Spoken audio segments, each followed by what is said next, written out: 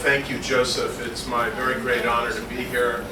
I'm sorry that I have to speak in English rather than Chinese, but since I don't speak Chinese, it's my only option.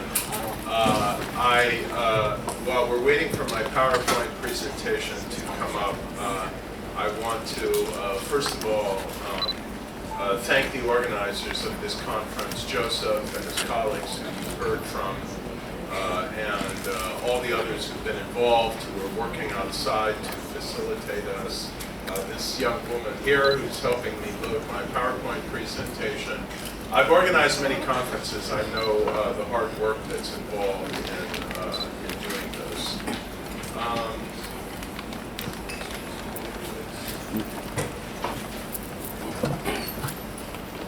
I want to begin, before I get to my formal presentation, by making 5 preliminary points, I think imperatives that suffuse this moment, that represent, I think, some of what has brought us together and that I hope we can bear in mind over the next 2.5 days. The first is obviously the importance of memory. And a full and truthful rendering of history. I think it says a lot about how threatening the experience, the historical precedent of this extraordinary uprising of so many millions of Chinese in 1989, how threatening the Chinese Communist Party continues to feel this is, and therefore how total it feels its own imperative must be to suppress the memory of this. I think this is movingly attested to and explored in the extraordinary paper by our colleague here, Jean-Philippe Béja, which I've just started reading, that I think is an extremely important historical reflection. We've tried to do this in a few articles we just published last month in the Journal of Democracy, including by my Hoover colleague, Glenn Tifford, which documents the extraordinary lengths that the Chinese party state is going to systematically suppress not only historical memory, but any even academic trace of analysis or prior historical academic record that doesn't accord with the hegemonic discourse of the Chinese Communist Party. The second preliminary point is the importance of honoring those living and deceased, including some of those who are here today, who took great risks and made great sacrifices to rise up for and demand freedom and accountability in China. I think the fact that the Chinese Communist Party continues to regard them as and the entire memory of Tiananmen as such a great threat indicates that this isn't over, right? This is the most important thing that we can take away from this meeting, I think, is that this isn't buried, this isn't over, and the anxiety of the Chinese Communist Party state over this historical event and its obsession with trying to suppress it testifies to its insecurity in its legitimacy. The third point, therefore, is the importance of sustaining the struggle for democracy and freedom, and learning from past failures and adapting to current realities, as the Chinese Communist Party state has been relentlessly adapting, including in some of the ways that I will describe. And related to this, I think we are increasingly learning, and the fact that this meeting is taking place in Taiwan and not Hong Kong is a manifestation of this, of the inseparability of the struggles for democracy in mainland China, in Hong Kong, in Taiwan, and in the crucibles of the greatest current ongoing repression of identity in China, that is in Xinjiang province and in Tibet.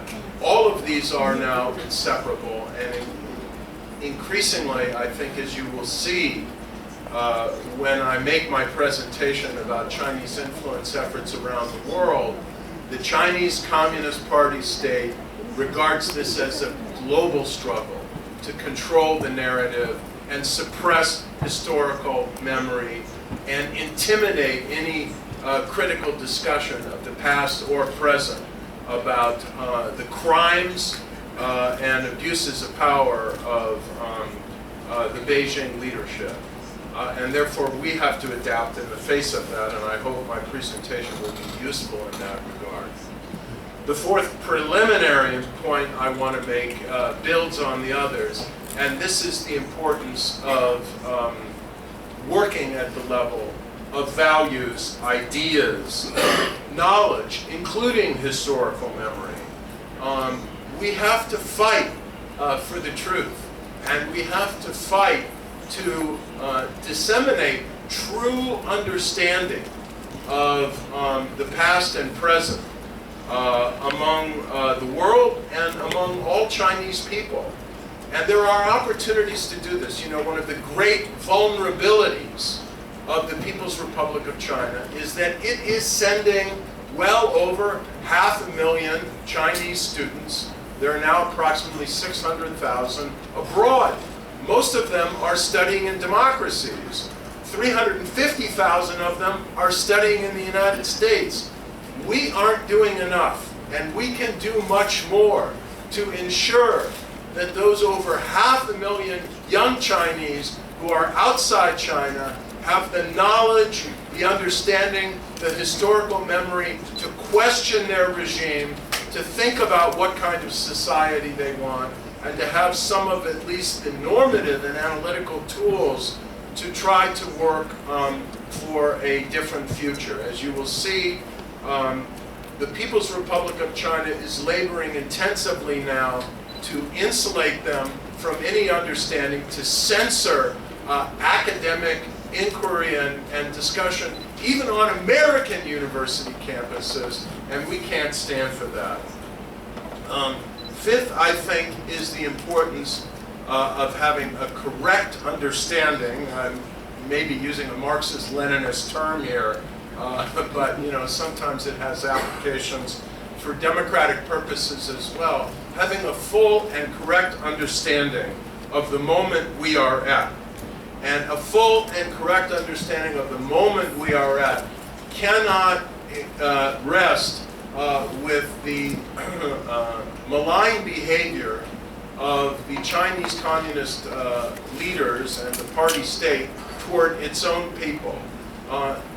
This malign, aggressive behavior increasingly extends outside China's borders to try and control the behavior and information flows surrounding its own overseas Chinese populations, and think tanks, universities, and political systems outside China, including in the advanced liberal democracies, not least in Australia, which, as you know, has an election campaign and election, I think, today that could have an extremely consequential implication for the future of Australia's posture. China today represents, that is the Chinese Communist Party state, not just a threat to and a suppression of the freedom and individual dignity of 1.3 billion Chinese in China, but the freedom and access to information of billions of people around the world. And increasingly, I think, I don't have time to get into this, as China emerges on the world stage as the next second superpower, as it engages in the most rapid expansion of military capacity of any country in the world, as it increasingly projects belligerent, illegal under international law, claims to sovereignty over the South China Sea and efforts to intimidate other countries in Asia and beyond, China increasingly poses a threat not just to freedom internationally, but to international peace and security. And before I get to the rest of my presentation, I just want to close on this note. We cannot separate, we must not separate, this is the analytical imperative, the repressive, controlling, domineering, deeply and increasingly authoritarian behavior of the Chinese Communist Party state and its increasingly domineering leader, Xi Jinping. We cannot separate all of what it is doing internally in China from what it is doing on the international stage. The two are symbiotically and inextricably linked. And if we don't recognize that and confront that, we won't do a service to the people of China and their legitimate aspirations for greater freedom and dignity, and we won't do a service to our own interests in international peace, freedom, and security. So with that, I want to give you a brief overview of a report we released in November of last year on Chinese influence activities around the world, but particularly in the United States, and what we need to do to recognize and confront them. This was a report that brought together about 20 experts on China and American foreign policy in the United States, with a number of China experts from other countries, and that resulted in a detailed analysis of Chinese influence efforts in a number of individual sectors, as well as their general approach. I can summarize the key points of this study, which are in a report that is on the website of the Hoover Institution. If you Google China's influence in American interests, you will get to that report. The report will be published as a book by the Hoover Institution in a couple months, and I hope and expect it will soon be translated in Chinese, and we'll see if it will be allowed to be available in Hong Kong, for example. My summary points are to obviously recognize that the People's Republic of China is a deeply and increasingly authoritarian regime. Everybody in this room understands that, but this is not adequately appreciated around the world in the face of expanding efforts by the People's Republic of China global propaganda apparatus under the new consolidated framework of the Voice of China to try to divert attention from its deepening authoritarianism. And everybody in this room understands, but it is not sufficiently globally understood, that the PRC is still a Communist Party state which functions under Leninist principles of highly centralized control and seeks to extend influence through the vast United Front architecture of influence and penetration activities, and the broader influence apparatus that we have tried to map and describe in this book. As I've said, China is now the second superpower in the world, and it's increasingly seeking to project its global power and influence through means that are, as neatly summarized by the recent former Australian Prime Minister Malcolm Turnbull, covert, coercive, or corrupting. And the key point to understand here is how different this is from the efforts of democracies to extend their influence through what we call soft power. The difference between soft power and this new or renewed form of authoritarian power projection that we call sharp power, following a report of the National Endowment for Democracy, is that soft power efforts proceed openly and transparently to try to persuade and influence people and build partnerships and solidarities through democratic means. Sharp power efforts lurk in the shadows to try and intimidate people, buy people off through massive extensions of the financial power of the People's Republic of China and its various satellite corporations and wealthy agents, and therefore to silence criticism and dissent, which it is actively trying to do even in the world's most liberal democracies.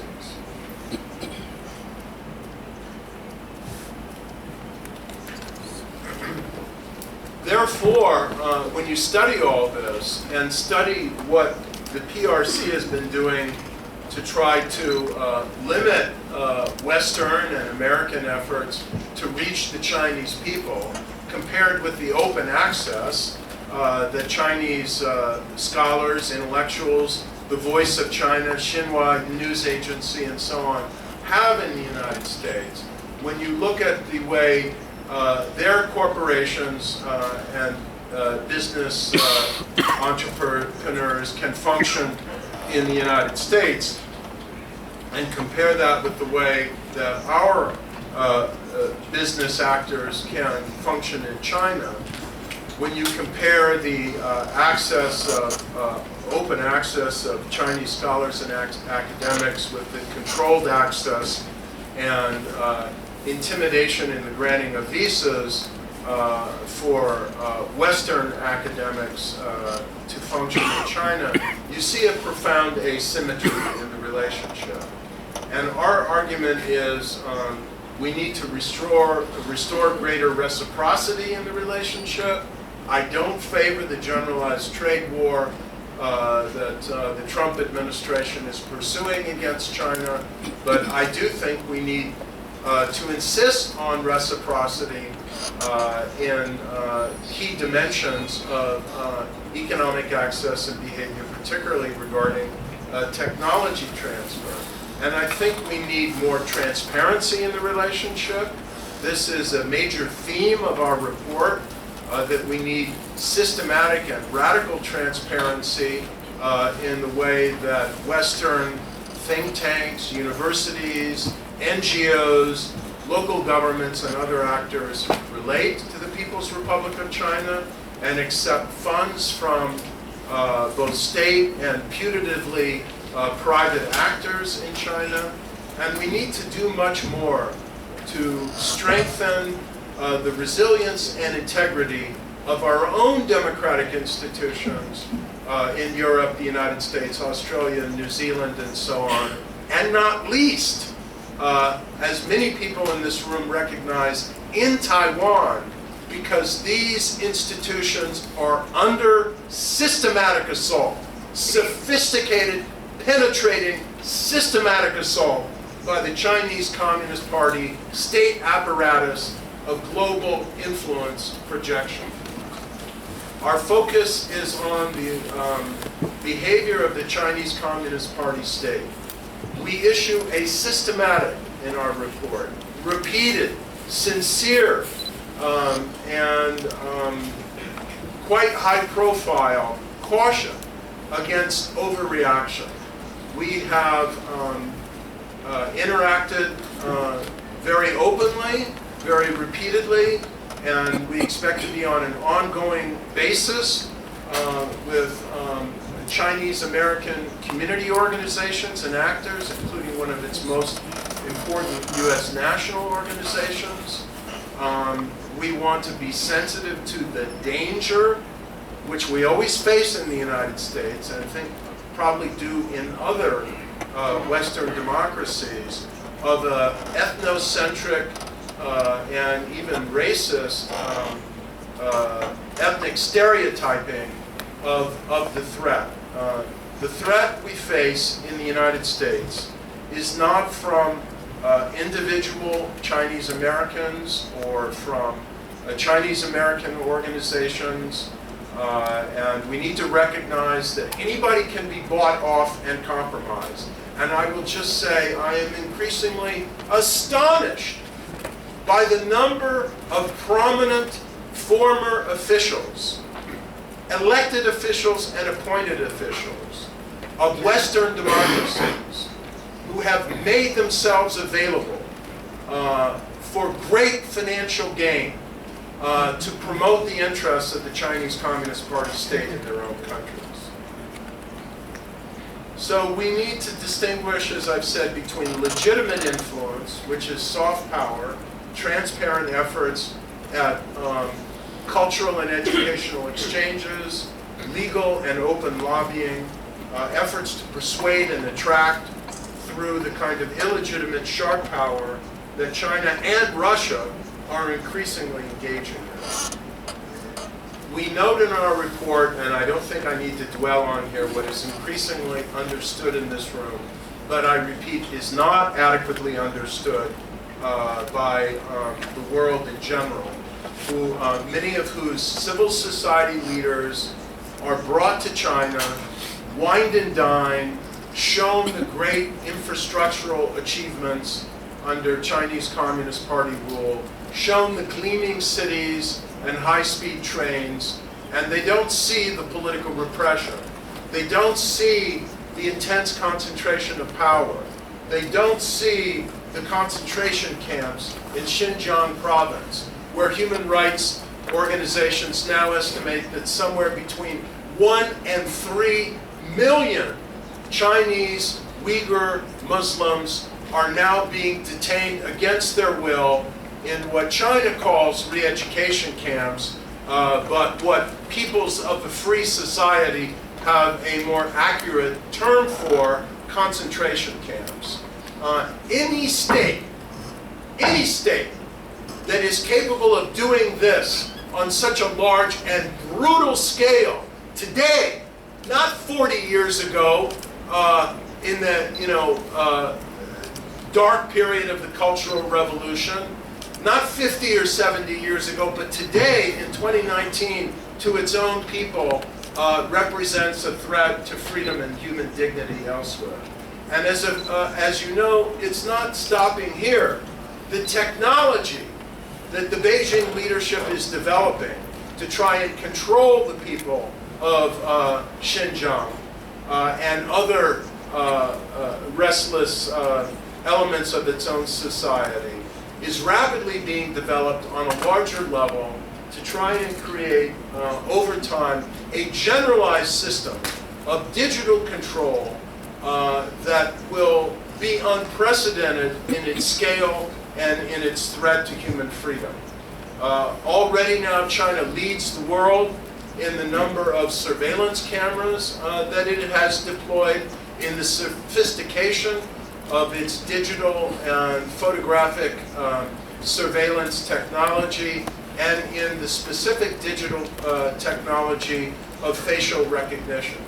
And to repeat what I said earlier, but now to give it a very specific expression, this technology doesn't remain in the People's Republic of China.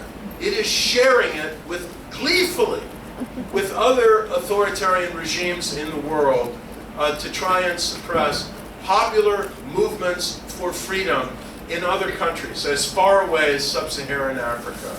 Because, I repeat, the Chinese Communist Party leadership is not confident in its own legitimacy and in its own rule. And in fact, it is so lacking in confidence, just as is true with the Kremlin leadership, that they both regard any new transition to democracy, any successful popular movement for democratic change, even as far away as Venezuela or Sudan, as a threat to their own authoritarian stability. And therefore, they're happy to disperse this technology of repression as widely as possible. Ultimately, the vision of this cynical Orwellian leadership is to create this social credit system where the entire digital history and life of every Chinese citizen, but they're not stopping with China. This is one reason why they're trying to buy up data companies around the world so they can collect the digital imprint of literally every digital netizen in the world if they can get it. They want to mash this up into a supercomputing profile on every individual that will be able to then determine, as you know, whether they can get a train ticket, whether they can step on an airplane, whether they can get a passport, whether they can travel outside of China, whether their kids can get into school. It's a pretty powerful and pervasive, in some ways subtle, but not very subtle system of control. And of course there is the new dimension now of China's hard power and geopolitical and geoeconomic projection around the world through what can only be described as a new era of neocolonialism, in which the Chinese Communist Party state is trying to use its Belt and Road Initiative and its systematic, cynical efforts to plunge many emerging market countries into piles of debt by lending at commercial rates that they know can never be repaid, and then turning around, as they did to the Sri Lanka leadership, and saying, well, you know, we can reduce that big debt you've accumulated to us. Why don't you just give us your strategic port of Hambantota on a 99-year lease, and we'll write off some of your debt. And this is going on in Asia, Africa, and vulnerable in Greece, and vulnerable places around the world. And of course, I've mentioned what it's doing to militarize and claim illegally under international law territorial control over most of the South China Sea. Then there's the issue of technology transfer, which is a crucial element in the unfortunately deepening trade war between China and the United States right now. The People's Republic of China has been embarked on a 30-year, if not more, campaign to steal, assimilate, acquire by stealth, by forced technology transfers as a condition for corporations to do business in mainland China, copying and a variety of other means to acquire the most advanced technologies of the world in everything from supercomputing and the next generation of computer chips to drone technology, hypersonics, and a variety of other means of digital driving of the next generation of transportation, consumer, and other technologies. These technologies all have a common feature. Even the biotechnologies of gene editing and so on, they have the potential to greatly enrich and simplify or empower human life and, of course, human enjoyment and human consumption. But they are dual-use technologies, and they have the potential to be deployed, and they are being deployed to accelerate the modernization of the People's Liberation Army with the ultimate goal, I believe, I don't know how anyone can escape this obvious looming danger, to make China the militarily, economically, geopolitically dominant country in Asia, if not the world, to push the United States out of the Western Pacific and to enable it to achieve its hegemonic goals by force if necessary, by intimidation, by preference. High among them being the imposition on this society here in Taiwan of the same bankrupt, morally discredited, politically unsustainable system of, quote, one country, two systems that has been shown to be a brazen deception in Hong Kong itself. And these, on the left side here, are some of the technologies I was speaking about.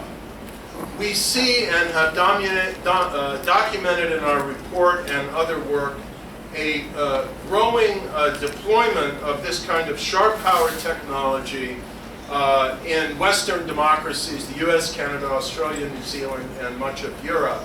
But Australia has really been the cutting edge of this, and this is why I regard the elections today in Australia as a very kind of historic, potentially, event. The previous conservative governments in Australia, whatever you think of their other policies, I think have taken extremely important steps to strengthen Australia's resilience in the face of Chinese penetration efforts, to make illegal foreign contributions to political campaigns in Australia, to tighten foreign agent lobbying efforts in Australia, and so on and so forth. And I think that, unfortunately, the Labour Party in Australia is giving signals of possibly softening Australia's resolve in this regard. Labour is predicted to come to power in Australia, and if they do, I hope they will give a long pause and reflect on this. It's not a question of the US and China competing for Australia's heart or pocketbook. I don't think that's the way it should be framed. And I say that humbly, knowing that it's an American speaking here. It's a question of whether Australia and similar societies will preserve the integrity and independence of their own formally political and informally civil society democratic institutions in the face of what is a documented, extensive, pervasive Chinese authoritarian assault on them. China is seeking to control the narrative about China, not only in China, not only among the Chinese diaspora, some of which is in this room, but globally as well. And it is doing that by trying to use formal and informal institutions to eclipse and silence alternative points of view. And this is not just focused on trying to mitigate any separatist or formally anti-regime activity. Anything that would question what the People's Republic of China is doing anywhere, in Xinjiang, in Tibet, in Hong Kong, in the South China Sea, its posture toward Taiwan, its Belt and Road Initiative, anything that contradicts the narrative of the Chinese Communist Party and its propaganda apparatus, they are trying to silence and preempt. They are doing this by targeting a number of institutions in Western democracies, and I am sure here in Taiwan as well. Universities, think tanks, mass media, corporations, obviously, as I said, centers of technology and research, politics, including party politics, and government institutions. This is the influence bureaucracy that we have tried to unpack and describe in our report. And again, if you go to the website, I'm sure the organizers of the conference can make the link available to the participants. You can study this in more detail. I learned much in the process of co-chairing and co-organizing this working group research effort with my distinguished China expert colleague, Orville Schell. And one of the things I learned that most shocked me is the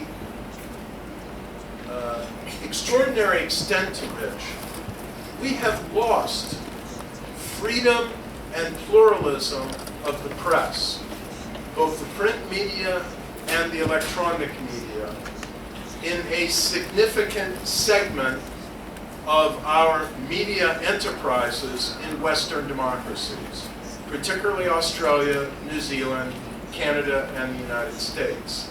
And that segment is the Chinese language media. The People's Republic of China has been embarked on a maybe 10 to 20-year campaign to buy up and preempt and shut down Chinese language voices in the media of Chinese diaspora communities like the ones I described. This goes along with their global effort, dramatically expanding global efforts at international propaganda. We find, and I want to read this quote, China has all but eliminated, through these methods of both buying up existing Chinese language print publications and radio stations and television stations, and establishing new ones, the People's Republic of China has all but eliminated the plethora of independent Chinese language media outlets that once served Chinese American communities. There's a few left. Most of them are affiliated with Falun Gong, but very few. Co-optation has been one method, buying up is another, and then, of course, the whole WeChat censorship. So we argue that we need to strengthen media oversight regarding foreign ownership and control of media and societal oversight as well. We need to promote all over again, and may need to fund with public funding independent Chinese language media. I have personally proposed that the United States Public Broadcasting Corporation, which is our independent public radio and TV, establish a Chinese language service. Not for the world, we have that in Radio Free Asia, but for the United States, because of what's happening in our own country that's diminishing freedom of the media. And I think we need to fight for free expression and free reporting of our journalists in China. I'll just say this. I said it relentlessly during our working group. I think I've said it in virtually every lecture I've given on this report. I'd like to say it here. I don't see why China Global Television should be allowed to broadcast on cable television in the United States when CNN and other American cable television networks, private television networks, not even a state-controlled one, are denied access to Chinese citizens. And if we don't start, as democratic societies abroad, insisting on reciprocity, we're never going to succeed in opening up China's highly authoritarian society, which of course should be one of our primary goals. I don't have time to go through all of the findings in each of these 8 sectors of our report. I do hope you'll have the opportunity to read it. I think you understand, since most of you are part of what the PRC would consider, if you don't live in the People's Republic of China in one way or another, part of the Chinese diaspora, and of course, if you live in Taiwan, they consider you part of the People's Republic of China and not part of the Chinese diaspora. But for those who live in the United States and other Western democracies, of course, we repeat the injunctive, do no harm, but we also think we need to engage in an educational effort, solidarity effort, to make Chinese American individuals and organizations much more aware of the danger they are in of being targeted and used by these Leninist activities. I am a member of a university community, so I take our own risk that we are at of penetration, subversion, and censorship very seriously. and we stress strongly the need for institutions to draw together and not be played off against one another, to establish common codes of conduct, to share information about their relations with Chinese institutions. Although our report did not recommend a blanket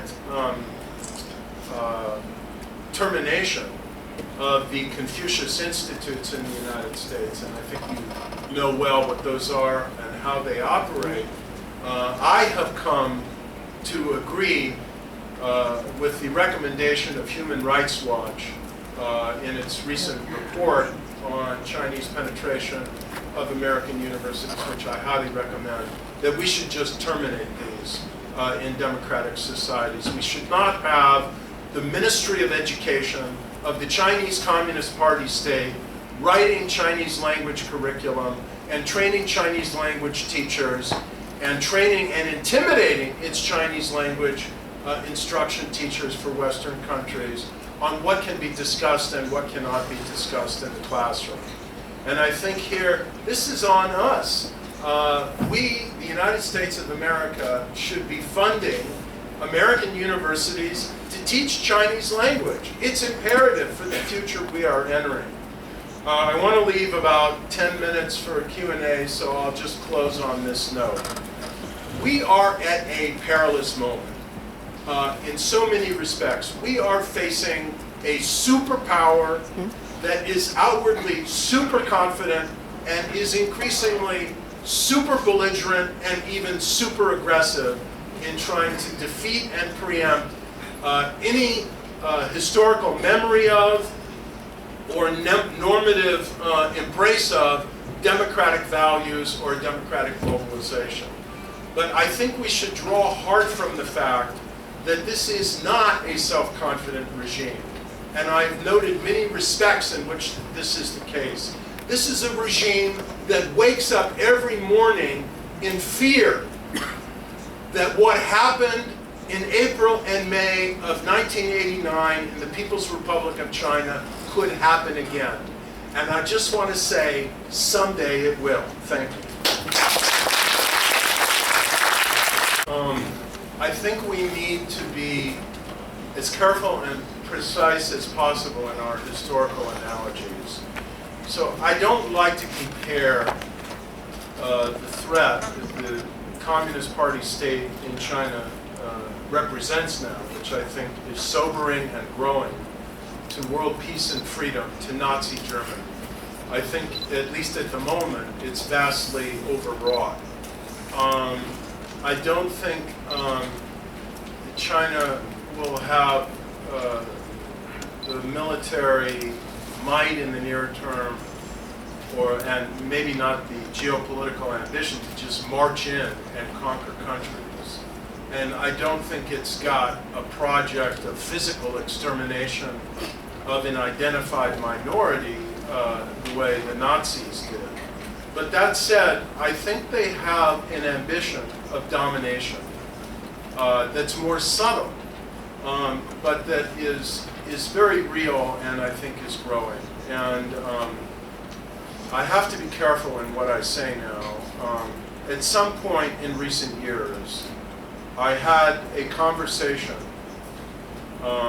with a Chinese analyst who has not been to any of these meetings, is not seen to be an opponent of the regime, has had indeed intimate interactions with the regime, including military officers in the PLA. It was the single most sobering conversation that I've had with any Chinese figure in recent years because of who he was and the position he was in. And he said, and he used the comparison between Nazi Germany, even though my caveat I think still stands to make this point. He said, you can't separate the domestic nature of the regime from its ultimate global behavior and ambitions. The two are really inseparable. This is a point I tried to make in my remarks. And that is the respect. When you say Nazi, it implies, military conquest of one country after another, extermination physically through cremation, literally, of a certain race or people. I don't think we're looking at that. But the ambition for domination of a region, and ultimately maybe in a more subtle way, global domination, I think has parallels. Is this genocide under global conventions? I will only say this. One of the most depressing and moving travel experiences I have ever had was to visit Tibet, and not that long ago, a few years ago. And straight through to Lhasa and the most precious temples in Tibet. And to see what the Communist Party state has done to physically erase and physically desecrate and physically populate, repopulate, and control, and culturally eliminate the independent religious and cultural identity of the Tibetan people, and to impose the pervasive, whispering in the shadows fear on the Tibetan people that the Beijing leadership has. I know no other word for this than genocide. It is cultural genocide. What the Beijing leadership has done in Tibet is cultural genocide. What they are doing in Xinjiang is cultural genocide. And I think if you read the conventions and the literature on genocide carefully, you don't have to cremate 6 million people to be guilty of genocide. On the extradition law, I think the first imperative of Western democracies is to speak out and condemn it. And another is to make clear to the Hong Kong leadership that this kind of cowering betrayal of the principles under the basic law and the handover agreement will have implications for Hong Kong's relationship with Western societies. And I think this means ramping up Western support, moral and practical, for human rights and pro-democracy organizations in Hong Kong.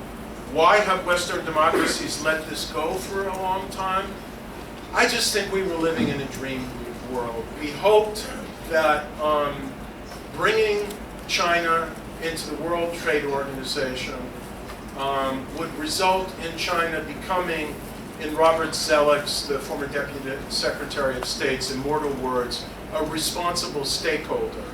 That gradually it would, not have the same system as we do, but, maybe it would evolve at least toward the less repressive system of Singapore, and, it would be, it would share in the kind of management of a multilateral world under a rule of law. It's increasingly obvious it just hasn't worked out that way. And what we thought might happen in the 1990s has gone in a very different direction. And I think we just have reached a moment of critical mass in terms of the multiplicity of ways and the increasing arrogance of ways in which the Communist Party state leadership is showing those hopes and expectations to have simply been wrong. So that's my main explanation. And maybe we should thank Xi Jinping for being so blatant about some of it, and at least flipping the thinking of so many Western analysts and policymakers, and catalyzing a new era of resolve. Is the trade war the best approach? No. I think not in its indiscriminate form, but I do think we've got to insist on specific better practices with regard to technology and with regard to access to the Chinese market. And I do think we need much more kind of energetic response to the Belt and Road Initiative. And I have one appeal, which I don't think I need to make to you, but I do make to Europe. I can't underscore how important it is that free societies not hand over their 5G telecom network to Huawei or any other Chinese telecommunications corporation. There is no wall of separation between any company of the People's Republic of China and the Chinese Communist Party state. And when the state says, hand over your data, they have no way of resisting.